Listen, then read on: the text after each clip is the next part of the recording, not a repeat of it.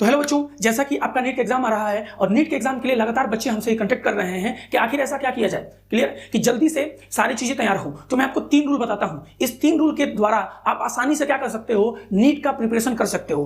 पहला रूल यह है कि सबसे पहला रूल कि आपको 50 से 55 फार्मूले ऐसे लेने हैं जो कि नीट के एग्जाम के लिए काफी इंपॉर्टेंट हो गए।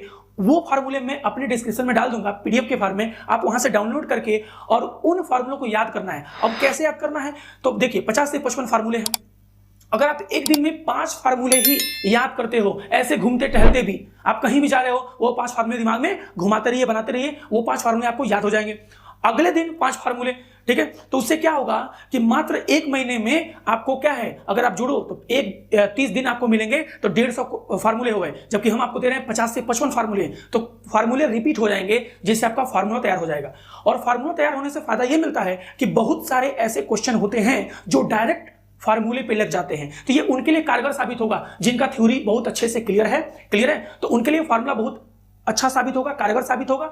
दूसरा रूल ये है कि आपका अपना मैथमेटिक्स, जो बेसिक मैथमेटिक्स है, जैसे कि आपका क्या हो गया, कैलकुलस हो गया, अलजेब्रा हो गया, और साथ में डेसिमल और फ्रैक्शन और 10 की पावर के साथ डील करना, ठीक है, ये आपको आना चाहिए, क्योंकि ये भी समय ले सकता है, पक्की बात है। तीसरा चीज ये है कि आपको क्या करना है कि टाइम का मैनेजमेंट देखना है, कि जब आप एग्जाम में बैठ रहे हो, ठीक है, तो जहां भी आपको लगे कि आपको यहां 1 मिनट से ज्यादा लगेगा, क्योंकि आप प्रिपरेशन कर रहे हो तो आपको तो इतना तो पता चल ही जाएगा कि यहां 1 मिनट से ज्यादा लगेगा। अगर आपको 1 मिनट से ज्यादा लगेगा, अगर आपको लग गया, तो तुरंत स्किप करिए और आगे बढ़िए, क्लियर है, और उन क्वेश्चन को करिए जिसको आप लिमिट टाइम में कर सकते हो।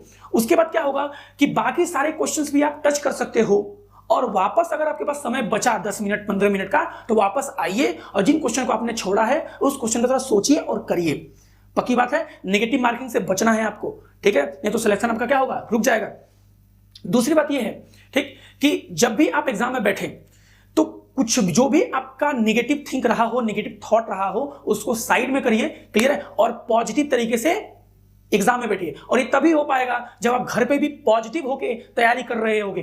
कोई भी ऐसी नेगेटिव चीजें लेके दिमाग में नहीं चलनी है कि एग्जाम में ऐसे होगा, वैसे होगा, ऐसे क्वेश्चन वैसे होगा, कुछ नहीं सुनना है।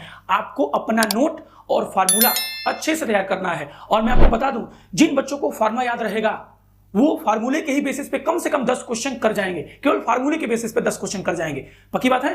तो काफी इंपॉर्टेंट ये मैंने आपको 3 चीजें बताई, इस पे गौर रखिएगा, इसको याद रखिएगा, और साथ में डिस्क्रिप्शन में मैं फार्मूले का पीडीएफ डाल दूंगा, डाउनलोड करेगा, इसको याद करिएगा। So thank you so much, bye bye.